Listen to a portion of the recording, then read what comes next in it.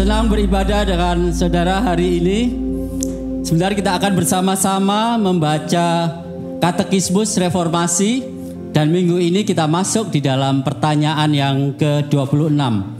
Saya akan membacakan pertanyaannya, lalu saudara membaca jawabannya serta ayatnya. Pertanyaan 26. Apakah gereja itu? Allah memilih dan memelihara baginya sebuah komunitas yang ditetapkan untuk kehidupan kekal dan disatukan oleh iman yang mengasihi, menaati, menyembah, dan belajar dari Dia bersama-sama.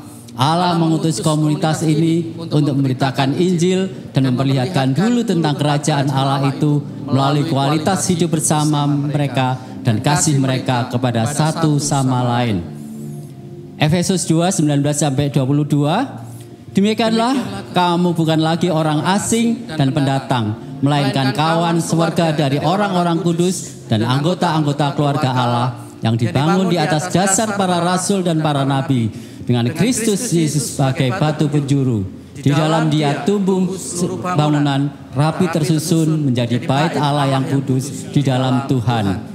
Di dalam Dia, kamu juga turut dibangunkan menjadi tempat kediaman Allah di dalam Roh. Silakan duduk, saudara. Saudara-saudara, secara umum, orang biasanya memahami gereja itu adalah sebuah gedung, lembaga, denominasi, sinode, atau sebuah institusi keagamaan.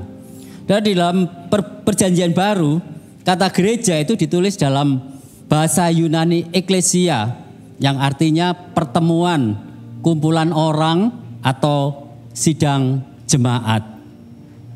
Walaupun memang ada gereja secara universal, di mana semua orang yang mengaku dan percaya kepada Yesus sebagai Tuhan itu menjadi bagiannya, tetapi Alkitab secara khusus merujuk pada sekelompok orang-orang Kristen di suatu tempat.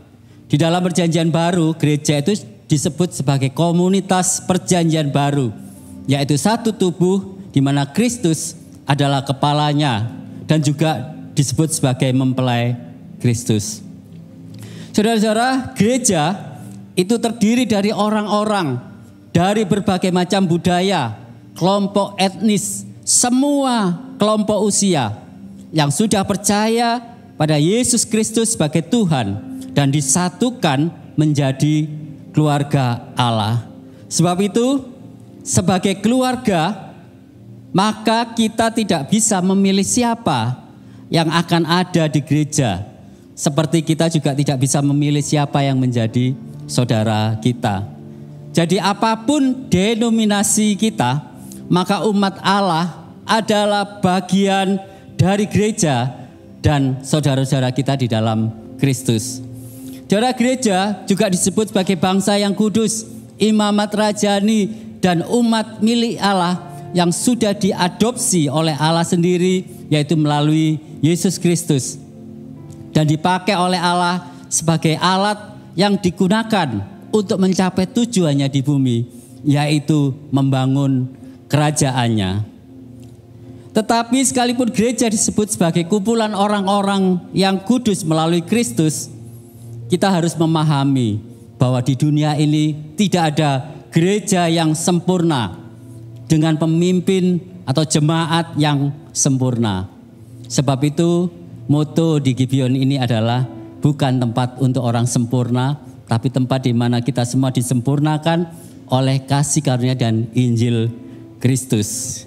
Saudara, gereja adalah tempat yang dipakai Allah untuk kita dapat bertumbuh secara rohani, beribadah bersama, melayani, perlindungan dari ajaran sesat, dan menjadi tempat untuk mendapatkan keluarga secara rohani, serta komunitas Injil, di mana kita ini dimuridkan untuk menjadi serupa dengan Kristus. Sebab itu, saudara, Gibeon adalah gereja yang tidak menekankan gedung dan ibadah hari Minggu saja, tetapi kita adalah gereja yang memuridkan. Itu sebabnya kalau kita datang hari Minggu saja tidak cukup, kita membutuhkan komunitas yang lebih kecil, yaitu melalui care group yang ada.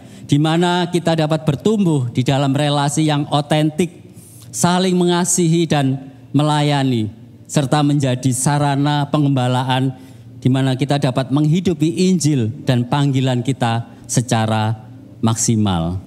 Saudara, ada pernyataan yang menarik tentang gereja yang mengatakan, gereja adalah sebuah tempat yang indah, tempat perubahan, tempat pengampunan, pemulihan dan kemenangan. Kehidupan gereja tidak dihitung dari berapa jumlah anggotanya, melainkan berapa luas dampaknya dan berapa jumlah orang yang diubah kehidupannya. Amin. Mari kita sama-sama bangkit berdiri.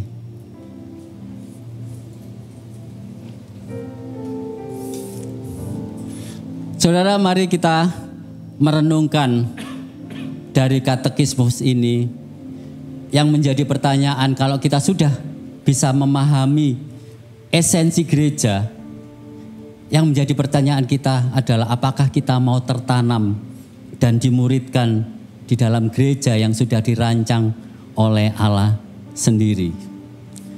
Mari kita juga bertobat dan mengaku, karena seringkali kita menganggap gereja adalah tempat untuk kita dapat memenuhi selera kita sendiri, memenuhi kebutuhan kita. Kita tahu bahwa gereja itu bukan tentang kita, tetapi tentang Tuhan. Mari kita sama-sama berdoa.